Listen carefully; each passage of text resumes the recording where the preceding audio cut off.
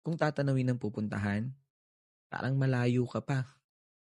Kung lilingunin ng pinanggalingan, malayo ka na. Kung titingin sa hakbang ng iba, parang naiiwan ka.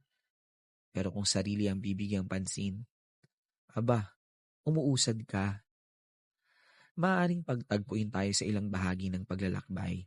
Pero ang totoo, kahit kailan, hindi naman talaga tayo magsasabay-sabay.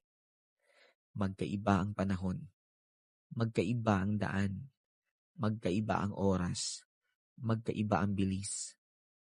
Minsan, nakadepende kung saan nakabaling ang paningin. Pero isa lang ang sigurado, kahit pabagal, kahit pahinto-hinto, kahit nakakapagod, kahit nakakahapo, sa huli, makakarating.